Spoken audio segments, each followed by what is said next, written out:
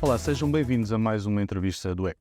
Desta vez temos Hugo Ferreira, presidente da Associação Portuguesa dos Investidores e Promotores Imobiliários, para nos falar sobre crise da habitação. Obrigado, Hugo, por ter aceito o convite. Que agradeço. Hugo, vamos começar um bocadinho para fazer aqui um quadro do estado em que estamos. Uns dados do Fundo Monetário Internacional diziam que desde 2019 os preços na habitação em Portugal, em termos reais, subiram 22,3%.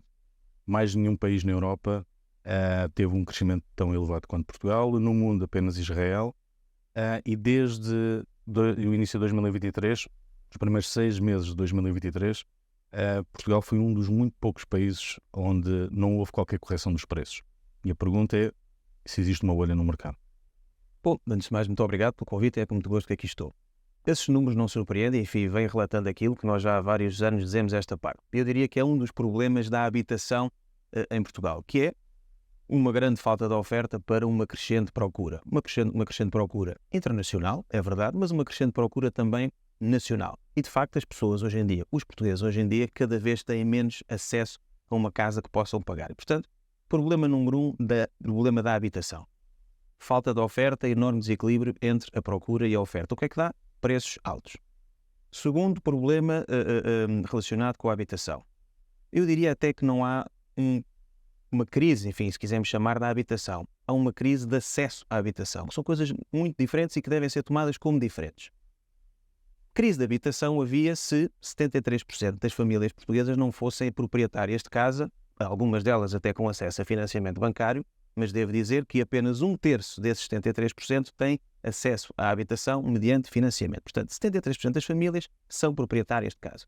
O que é um problema de acesso à habitação, que é uma coisa diferente, ou seja, as pessoas que estão fora do mercado, que não têm casa, nomeadamente os jovens, e os jovens são uma das fatias da população mais afetada, ou aquelas pessoas que, por alguma razão, tiveram que deixar a sua casa, quer seja comprada ou arrendada, e têm que voltar a entrar no mercado, têm que voltar a comprar casa. Essas pessoas é que, de facto, não conseguem encontrar resposta no mercado habitacional. Terceiro problema, portanto, problema de acesso à habitação. Terceiro problema da crise habitacional.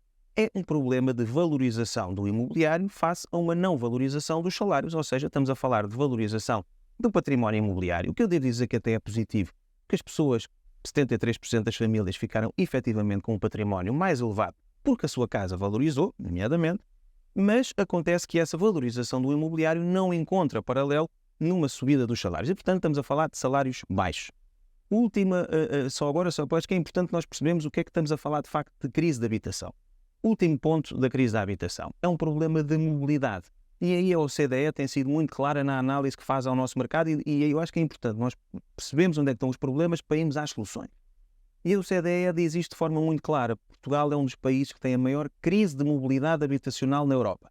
O que é que quer dizer mobilidade habitacional? É a tal transição de casa para casa. E o que é que a OCDE diz? A maior crise da mobilidade das pessoas habitacional deve-se a uma bruta carga fiscal que Portugal faz incidir sobre a habitação, nomeadamente sobre a transição de casa. Estamos a falar de quê? Estamos a falar de impostos sobre a transição, portanto estamos a falar de IMT, estamos a falar de imposto de selo e estamos a falar de uma outra coisa que depois podemos explicar um bocadinho mais em detalhe, que é um IVA, uma taxa máxima não dedutível na construção. Como esse IVA, uma taxa máxima não dedutível que é pago pelos promotores imobiliários, por quem constrói casas na construção, e esse IVA não é dedutível de lado nenhum, todo esse valor vai ser repercutido, vai ser levado em conta no final do preço que nós vamos vender as casas às pessoas e aos portugueses.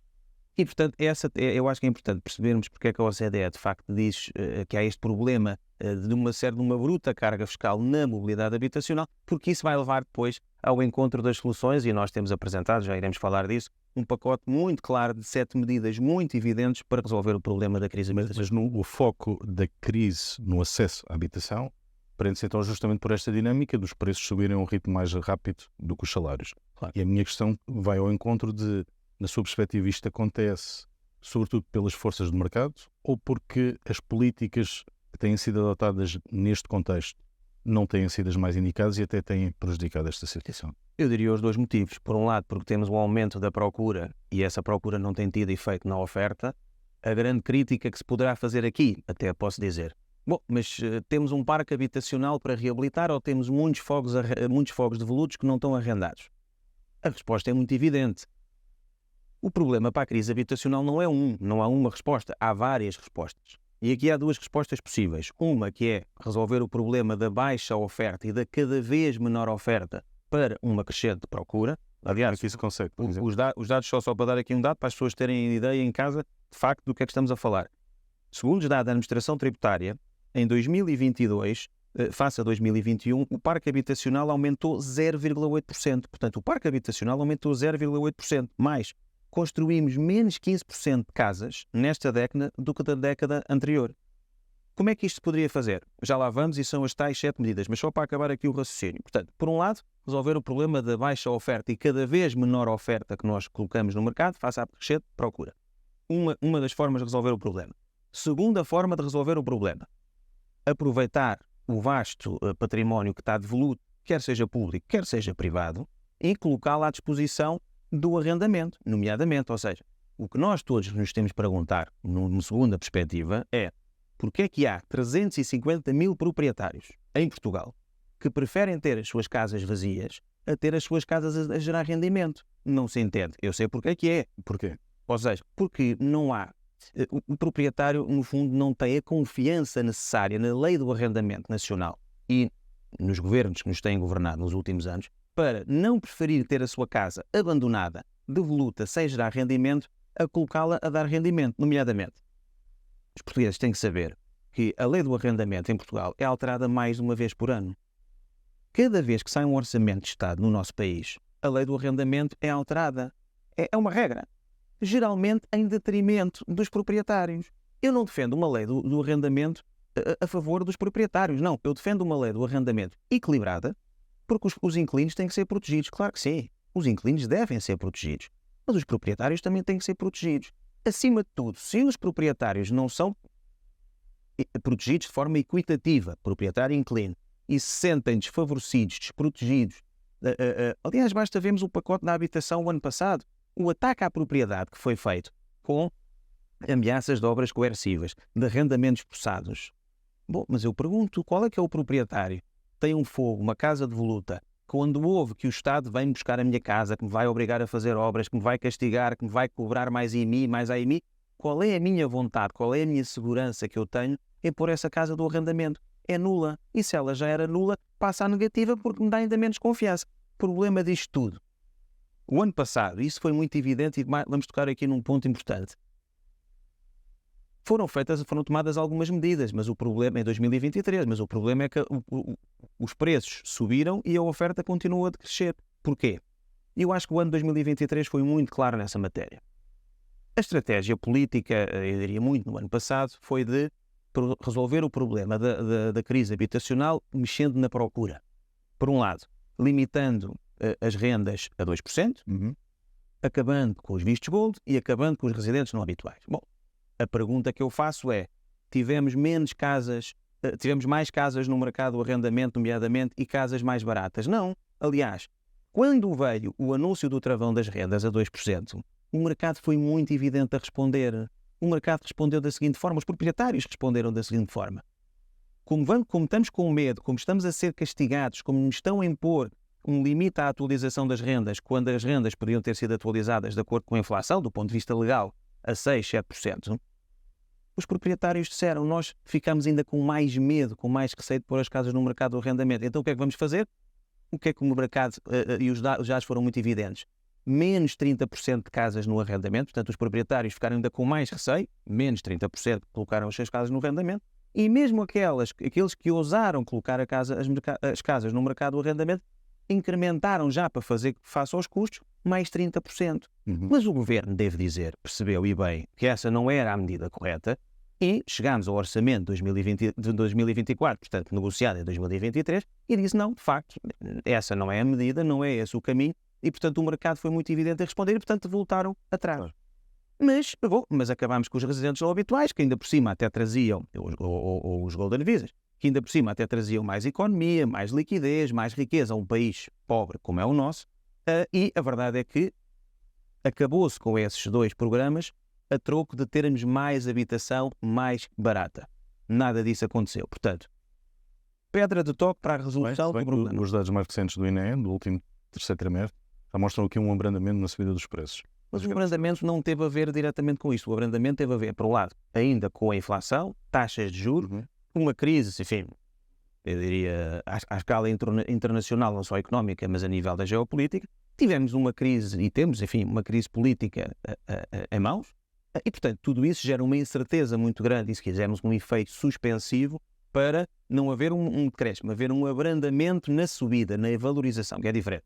Portanto, ou seja, o índice não deixou de valorizar, houve um abrandamento na valorização. Portanto, valorizou menos, mas continua a valorizar. Porquê?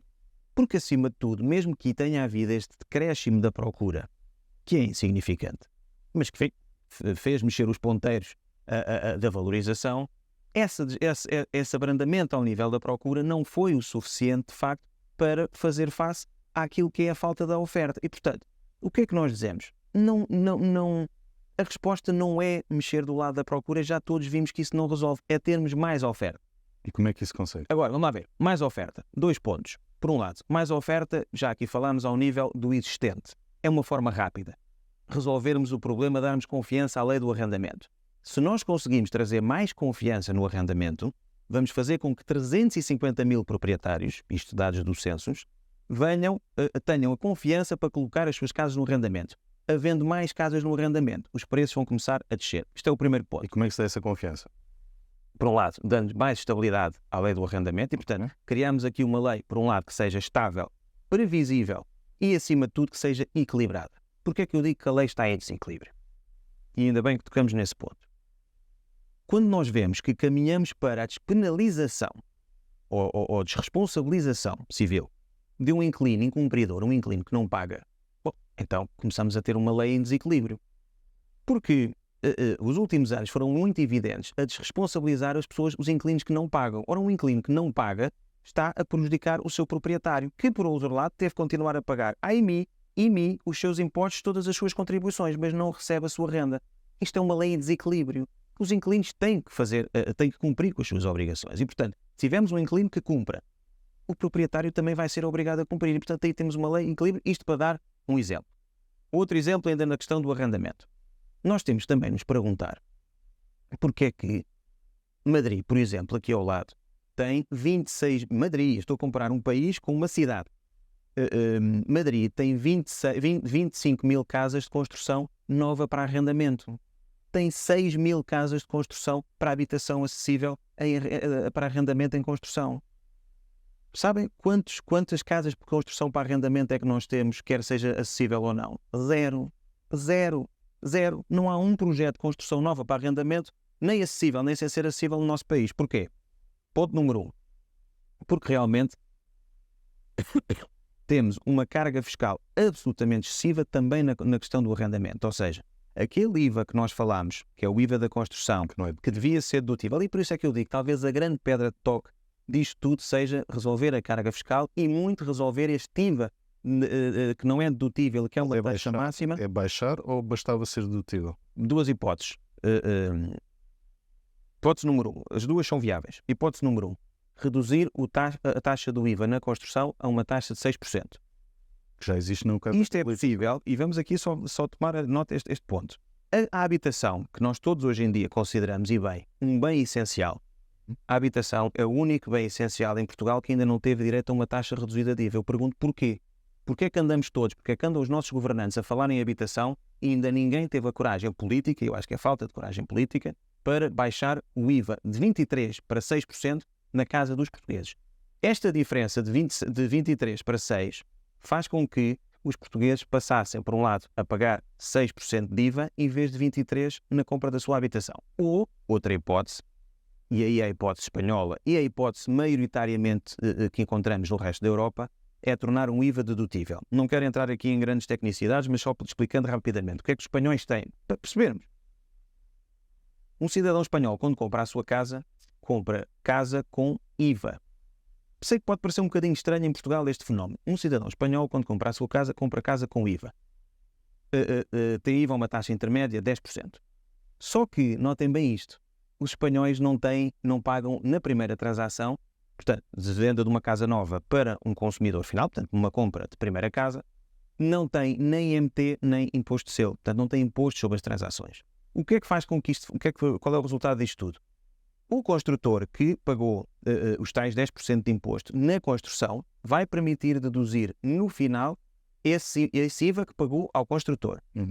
Ainda por cima, como o comprador dessa casa, como não está sujeito nem a imposto sobre as transações, IMT, que aqui em Portugal pode chegar a 7%, ou o imposto de selo 0,8%, vai apenas pagar 10% de imposto.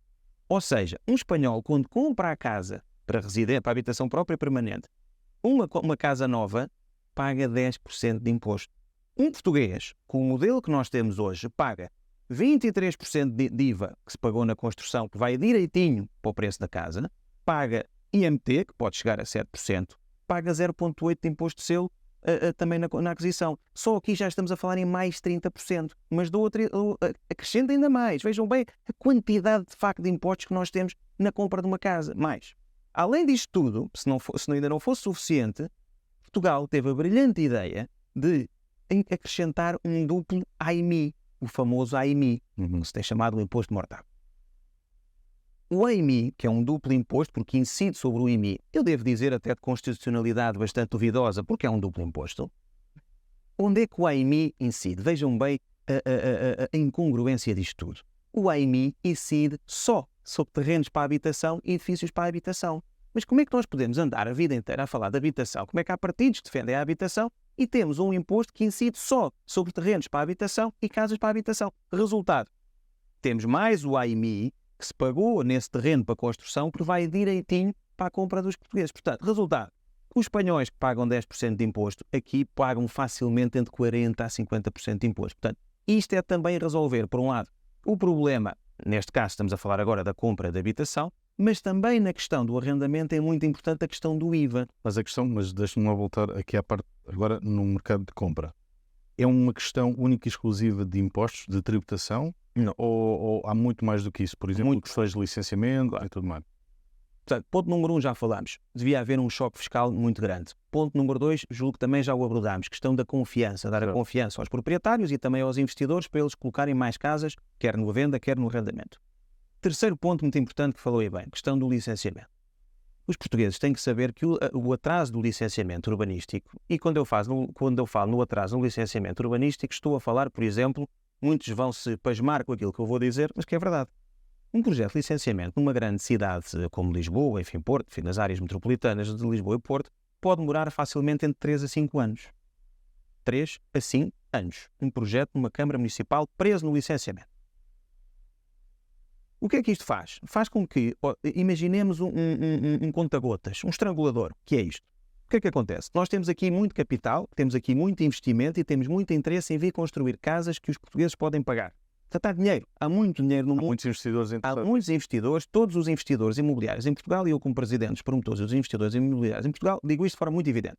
Há interesse nacional e internacional para vir construir muitos milhares de fogos para a habitação, para os portugueses em Portugal, querem arrendamento, querem venda. Só que temos aqui um estrangulador. Esse capital está aqui. E temos aqui um processo de licenciamento que faz com que, passados 3, 5 anos, só passa conta-gotas um processo, 2 processos, 3 processos. O que é que faz? Faz com que a habitação se torne um diamante. Um diamante é um bem escasso. Por isso é que são caros, porque existem poucos. Como a habitação tornou-se um diamante, um bem escasso, é um bem caríssimo. A habitação hoje é um bem caro, muito por efeito deste efeito conta-gotas, deste efeito estrangulador. Bom, aqui há que dizer o seguinte. Só antes de irmos ao que já está a ser feito. Só para que também em casa se saiba, nós temos perfeitamente quantificado quanto é que isso custa, quanto é que este efeito estrangulador custa. Nós sabemos que, numa área metropolitana, por cada ano de atraso de licenciamento a mais, eu daria para lá de um ano, seria o aceitável, o razoável, temos um ano de licenciamento e já é muito. Em Espanha, por exemplo, um ano de licenciamento é muito. Mas enfim, até damos de barato um ano. Mais de um ano de um processo preso numa Câmara Municipal são mais 500 euros por metro quadrado por ano desse atraso. Uma casa, um T2, que esteja preso no licenciamento, por exemplo, em Lisboa, 3 anos, portanto, para lá do ano, portanto, mais 2 anos, são mais 100 mil euros que essa casa custa. Portanto, são mais 100 mil euros que os portugueses pagam por causa do problema do licenciamento. Bom, portanto, está quantificado e sabemos quanto é que isso custa. Agora, devo dizer, é bom da verdade, que o governo aí andou bem. O governo aí, até agora, aprovou aquilo que todos conhecemos, o simplex urbanístico. O que é que eu digo quanto ao simplex urbanístico? Que avaliação faz? O simplex urbanístico faz uma interpretação muito positiva. Continuar como estávamos era impossível, não era admissível, não dava mais. Percebemos isto, quer dizer, é um problema de habitação, é um problema dos portugueses. Primeiro aspecto onde o Governo, enfim, nós temos sido críticos do Governo noutras matérias, nisto aplaudimos o Governo. Primeiro aspecto positivo. E aí a Ministra da Habitação andou bem, porque eu julgo que levou a dianteira na resolução deste problema ao incluir como eixo estratégico da Carta Nacional da Habitação. A Carta Nacional da Habitação é a carta onde estão os eixos estratégicos para a resolução, que este Governo entendeu, para o problema da habitação. Um dos eixos estratégicos foi resolver o problema do licenciamento. Portanto, andou bem nessa matéria. Segundo ponto, onde andou bem, efetivamente, dar vida a esse eixo estratégico. Muitas vezes os eixos estratégicos não saem do papel. Este eixo estratégico começou a ver a luz do dia e temos o simplex urbanístico. Claro, eu diria que o simplex urbanístico, longe de ser perfeito, longe de ser unânime, é um documento que é consensual entre todos. Ordens profissionais, associações e stakeholders do setor e da fileira da construção e do imobiliário. Sendo uma reforma que vai implicar mexidas, que vai implicar readequação de processos, procedimentos, no privado, no público, nas câmaras, tem ainda muitas lacunas, tem algumas incongruências que vai ser preciso resolver, eu diria, neste ano, pelo menos, não sei se nos próximos. Mas julgo que é um bom início. Mas é um bom início só, não é a resolução do problema, desengane-se. Todos aqueles, ou desenganem-se aqueles que digam ou que acham que o problema do licenciamento está resolvido. Não. Porquê? O problema do licenciamento também o temos resolvido, também o temos visto de forma muito estrutural. O problema do licenciamento tem que se resolver em 3 ou 4 linhas. Linha número 1, simplex. Eu diria que o simplex é a resolução rápida dos problemas. Vamos tratar rapidamente o problema, vamos tirar as gorduras, vamos fazer com que as câmaras tenham menos discricionariedade na resolução dos assuntos, vamos eliminar alguns atos. Vamos lá ver, o simplex acaba também por tentar eliminar atos que datam de 1951, a data do RGEU, do Regime Geral da Edificação Urbana, que é um bocadinho o que regula o setor da construção de casas, digamos assim, falando de forma muito simplista. O simplex é isto, é pegar o famoso caso dos bidés, casos das banheiras, essas obrigações datam de 1950. Isto é o simplex. Fazia todo o sentido. Fazia todo o sentido. Estamos no bom caminho. O que é que falta fazermos? Por outro lado, falta trazermos o Código da Construção.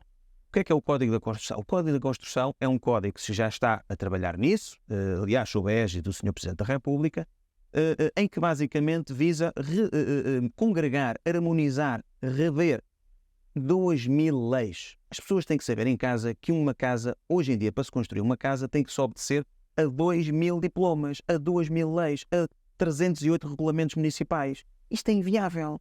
Isto encarece as casas. Além de termos o encarecimento das casas por via de obrigatoriedades que não faziam sentido, como a questão dos bidés em todas as casas de banho, ou banheiras em todas as casas de banho, até quando hoje em dia se fala tanto em mobilidade, para as pessoas com deficiência, nomeadamente, e bem, como é óbvio, isso encarecia a casa, mas também encarece a construção de uma casa que os técnicos, nomeadamente os arquitetos e os engenheiros, tenham que dominar, tenham que respeitar 2000 leis. 2000 leis, que muitas delas datam de 1950. Portanto, Código da Construção também está previsto. Aliás, está previsto até 2026 termos resolvido e implementado e executado e aprovado um Código da Construção. Falta isso.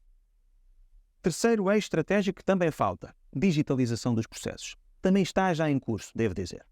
A ideia é que também até 2026 haja uma plataforma única, centralizada, nacional, de submissão eletrónica, naturalmente, nomeadamente, de submissão de processos. Nós não podemos, em 2023, eu devo denunciar isto, nós não podemos, em 2024, desculpem, ter processos em papel que são sistematicamente perdidos em câmaras municipais. Isto é inadmissível. Em 2024, dizer que se perdem nas câmaras municipais papéis de processos, isto é inadmissível. Pior, ou melhor, com esta plataforma única, o que é que vamos ter? Mais rapidez, mais transparência, porque isto vai combater também muita corrupção que ainda existe nas câmaras municipais e vai trazer mais transparência e, acima de tudo, vai uniformizar 308 câmaras municipais que estão a seu belo prazer e que submetem os processos a seu belo prazer.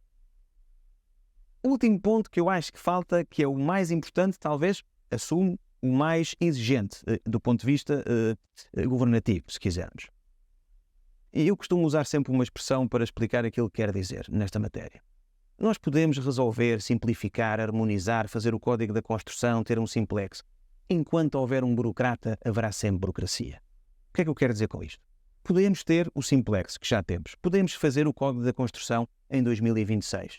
Mas enquanto não tivermos uma reforma estrutural, profunda, da máquina administrativa do Estado, para isso temos um Ministério, uma Secretaria de Estado responsáveis pela modernização da máquina administrativa, em que temos que nós, cidadãos, exigir aos nossos governantes uma reforma muito grande da cultura instituída, e agora digo eu, naquela parte do domínio, das câmaras municipais, nós podemos ter todos os eixos estratégicos, mas enquanto houver um burocrata, haverá sempre burocracia. E eu diria que este é o ponto realmente estrutural. E isso é olhar, passa por quê? Pelo tal pacto de regime? É olhar para a máquina do Estado e também neste pacto de regime, eu tenho referido mais o pacto de regime na componente fiscal, já lá podemos ir.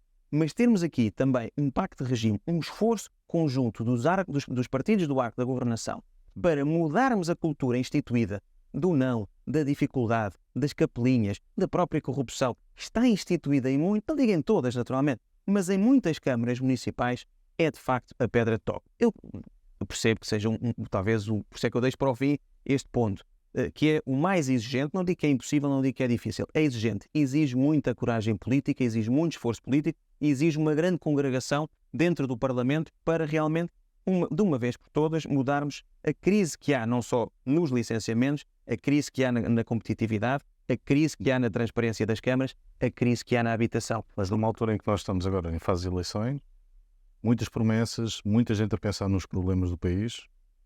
Quando olha para estas propostas dos partidos, você vê isso relatado nestes documentos e vê vontade política para isso acontecer?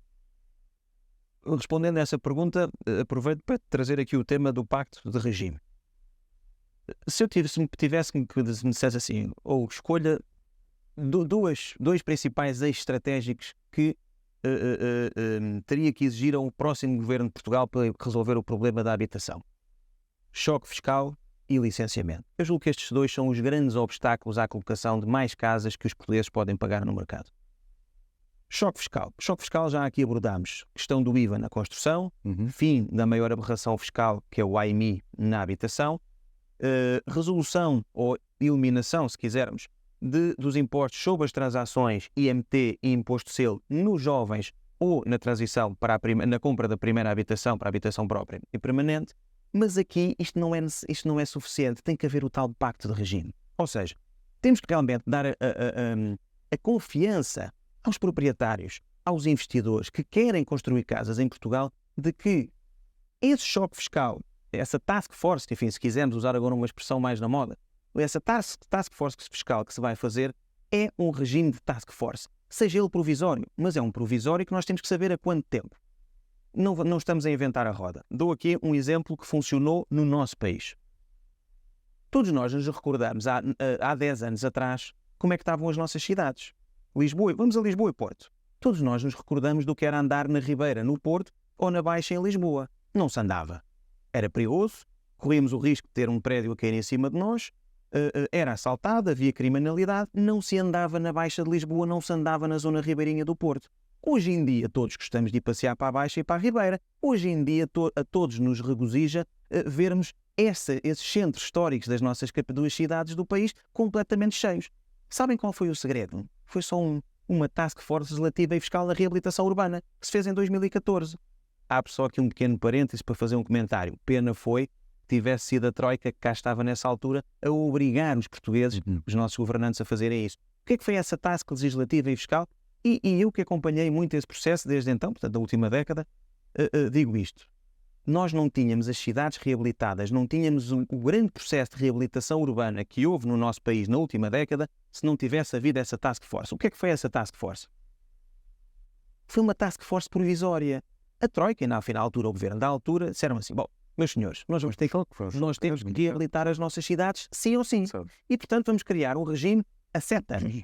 Acabou até por ser, em alguns casos 10, em outros casos 7, enfim, outros menos. Mas enfim, um regime a 7 anos. E nos próximos 7 anos as nossas cidades vão ter que estar reabilitadas. E nesses 7 anos, o que é que o governo da altura, por imposição da Troika, fez? Bom, vamos ter um regime do IVA reduzido na reabilitação urbana. Porque sem esse IVA reduzido já percebemos que não é possível construir casas no nosso Teve país. um efeito imediato. Imediato, vejam, as nossas cidades estão em processo de reabilitação ou não. Mais, acabou-se com o IMI, isenção de IMI. Acabou-se com o IMT, isenção de IMT. Tivemos as nossas cidades reabilitadas. Mais, mas não foi só fiscal, também foi legislativo. Na altura criou-se algo que se chamou o RERU, Regime Excepcional, veja bem, Regime Excepcional da Reabilitação Urbana. Um regime que dizia nas suas notas preambulares, um regime para 7 anos. Bom, nós sabemos, nos próximos 7 anos vamos conseguir fazer reabilitação urbana. Bom, chegamos ao fim dos 7 anos e o tal governo de então decidirá se quer revogar ou não. Nestes 7 anos nós temos a confiança que este vai ser o regime. Vejam como resultou. É isso que nós temos que fazer para a habitação. É um regime que pode ser provisório, mas que nós investidores, nós promotores, nós construtores de edifícios, nós construtores de casas, temos que saber que neste ano, nestes anos, neste regime, o governo do país e, se possível, com um pacto de regime do arco da governação, meus senhores, venham construir casas. Nós precisamos de construir casas. E, de certeza, e há muitos investidores interessados nisso, no mercado nacional. Todos. De onde, particularmente? Na nossa associação de promotores imobiliários, todos, sem exceção, querem construir casas para os portugueses. O problema é só este. Bom, perguntar-me, mas porquê é que não constroem? Porque não é possível. Eu vou só fazer aqui uma conta de somar. Um processo de construção de um edifício é uma conta de somar de custos, não é? Que nós temos que ir gerir e depois colocar isso numa determinada, vender uma casa a uma pessoa. Vamos aqui, enfim, para não irmos muito longe, estamos aqui em Lisboa, para um caso, por exemplo, na área metropolitana de Lisboa. Hoje em dia, comprar um terreno, e é bom, só antes de começar, e é bom que nós realmente, para percebermos onde é que temos que atacar o problema da crise habitacional, percebemos onde é que estão os óbices, onde é que estão os problemas, onde é que estão, neste ponto, os custos, para conseguirmos baixar custos. Bom, primeiro custo número 1, quando eu compro um terreno para depois fazer lá um prédio para as pessoas irem viver. Eu hoje em dia não consigo comprar em Lisboa nenhum terreno para a habitação a menos de 1000 euros o metro quadrado. É impossível. Bom, já vamos em 1000 euros o metro quadrado. Agora vou ter que contratar uma empresa de construção e pagar a construção. Com a guerra, com a pandemia, com o aumento do custo da matéria-prima, dos materiais, com a falta de mão de obra, com os problemas a nível internacional que nós temos também a nível da paz, tudo isto subiu. O preço da construção galopou no nosso país, na Europa, no mundo, mas também no nosso país. Hoje em dia não se consegue construir para a classe média a menos de 1500 euros, números redondos, o metro quadrado. Já vamos em 2500 euros o metro quadrado. De custos, estamos só a falar de custos. Os portugueses, um cidadão da classe média, sabemos nós, não consegue, com acesso a financiamento, pagar mais de 2500 euros, 3000 euros o metro quadrado, mas eu diria até 2500. Minhas senhoras e meus senhores, só nestas duas parcelas, e aqui ainda me falta pôr o licenciamento, os arquitetos, as taxas urbanísticas, o custo que eu vou ter a minha casa, porque eu estou a pagar capital aos meus acionistas e aos bancos, mas tenho a minha casa presa o meu projeto no licenciamento para esses 3, 4, 5 anos, isso é um custo para mim, investidor. Portanto, vamos ser honestos, então, não é possível já percebemos esse ponto. Mas olhando então para as soluções que cada partido está a apresentar, se calhar podemos dividir isto em 2 campos. A esquerda aposta em mais participação do Estado no mercado, a direita menos participação do Estado no mercado. A solução está no meio, está onde? Vê soluções claras nestas medidas? Vejo. Tudo o que está a dizer. Eu não queria entrar entre a esquerda ou separar entre a esquerda e a direita, mas de forma muito evidente. As propostas que parecem-nos a nós certas, que estamos no terreno, conhecemos o problema e temos, como já vimos, os problemas identificados, estruturados, sabemos onde estão os problemas, onde estão os custos, onde estão as medidas, só pode ser uma. Temos que ter mais oferta, temos que construir mais. E construir mais é nestes pontos que fomos aqui falando nesta entrevista. Por um lado. Segundo lado, aqueles partidos que conseguirem trazer confiança aos inquilinos, aos proprietários, aos inquilinos, por via também dos proprietários, devo dizer, e não estou aqui a defender nem os proprietários nem os inquilinos, estou a defender que para termos mais arrendamento, só há uma hipótese, é a dar mais confiança aos proprietários para que eles, os tais 350 mil, tragam essas casas ao mercado do arrendamento, nomeadamente como dando estabilidade, previsibilidade à lei do arrendamento e trazendo um choque fiscal também, portanto, reduzindo, nomeadamente, estamos a falar agora no caso do IMI e também do AIMI, deve-se dizer, mas em específico do AIMI, naqueles senhorios que conseguirem reduzir os seus contratos ou celebrar contratos de arrendamento a tempos razoáveis. Ou seja, mas dir-me-ão a crítica. Mas essa medida já foi tomada. Já houve uma redução na taxa liberatória Consoante dos o rendimentos contrato. partilhados consoante o contrato. Sim, sim. Mas vamos lá ver, mas privilegiamos os contratos a 10, 20, 25 anos. Basta andar no mercado para saber que não se fazem, na sua maioria, contratos a 10, 20 ou 25 anos. Fazem-se contratos a 1 ou a 5 anos. Enfim, se tivéssemos uma justiça que funcionasse, já agora outro aspecto, se tivéssemos uma justiça que funcionasse no nosso país, eu não me importava de fazer um contrato a 20 anos de arrendamento. O problema é que eu tenho uma justiça que não funciona, e esse é outro ponto, e portanto é mais um fator que me vai dar menos confiança para eu ter mais casas. Portanto, respondendo à pergunta, todos aqueles programas eleitorais que basearem a sua estratégia em ter mais oferta em todos estes eixos que eu já elenquei várias vezes aqui na entrevista, vamos ter mais habitação. Aquelas propostas eleitorais que continuarem a teimar na demagogia,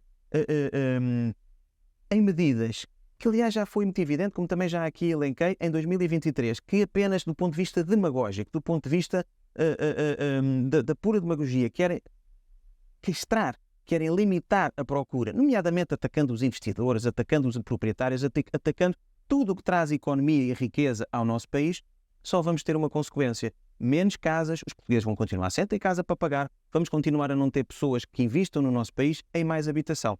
Deixem-me agora só tocar numa crítica que me parece também, para fechar, que é interessante, que enfim, não quero entrar aqui na luta política, mas que muitos têm entrado por esse caminho. Bom, dizem que os investidores defendem a construção de casas em todos os segmentos. Claro! Eu digo, sublinho e repito. Porquê? Porque para resolver o problema da habitação, contrariamente àquilo que se tem querido fazer passar, muito na opinião pública, não é só construir para a habitação social, não é só construir para a habitação acessível. Porque vamos lá ver o seguinte. Portugal está a merecer o interesse, e eu digo, ainda bem, de muitos investidores, de muitos estrangeiros, de muitos turistas. Das duas, uma. Ou Portugal toma uma decisão de se fechar à Europa, de se fechar ao mundo, bom, mas então aí tínhamos que sair da União Europeia, ou então esses investidores, esses turistas e esse interesse vai continuar. Digo eu, ainda bem. Traz economia, traz turismo, traz riqueza, traz empresas, traz criação de emprego ao nosso país. Agora, essas pessoas precisam de casa. Como nós estamos a construir cada vez menos, mas a procura nacional e internacional aumenta, o que é que acontece? Os segmentos altos, como não têm também oferta nos seus segmentos, porque estamos a construir cada vez menos, vão buscando os segmentos abaixo. E, portanto, os segmentos altos vão buscando os segmentos cada vez mais abaixo. Madrid, dou mais esta vez este exemplo, não inventa roda, basta olharmos aqui ao lado. É um exemplo. Madrid é um exemplo que Portugal devia seguir. Espanha, e nomeadamente Madrid, que é o caso que por acaso conheço bem, e que eu julgo que tem resolvido. Eu não digo Madrid por alguma razão. Veja o caso de Madrid. Madrid está a construir, está a aumentar o seu perímetro urbano para trazer mais casas em todos os escalões, todos os segmentos, todas as tipologias, também para a habitação acessível. Madrid, como já disse, tem 6.000 casas de construção para arrendamento acessível, Portugal não tem nenhuma. Vejam esse exemplo. Sabe o que é que está a acontecer em Madrid? Os preços estão a suavizar em todos os segmentos, em todos os escalões, para os ricos, para os pobres, para as pessoas remediadas, para a classe média, para todas as classes. Este é o caminho que nós devemos seguir. Portanto, respondendo a essa crítica que também já temos analisada, sim, temos que construir em todos os escalões, em todos os segmentos, porque assim vamos ter habitação para todos. Nós não queremos ser um Portugal isolado, não podemos nem queremos, julgo eu, fechar Portugal à Europa e ao mundo. Vamos ter que contar com essas pessoas são bem-vindas, precisam de casa. Temos é construir as casas para essas pessoas, também para a habitação, para a classe média. Essa é uma das estratégias para termos mais habitação que os portugueses possam pagar. Ok, obrigado, Hugo. Ficamos aqui à espera de menos burocracia, menos carga tributária, ver se existem mais casas no mercado e a acessibilidade seja de facto melhor para as famílias. Assim. Obrigado por terem acompanhado. Até uma próxima.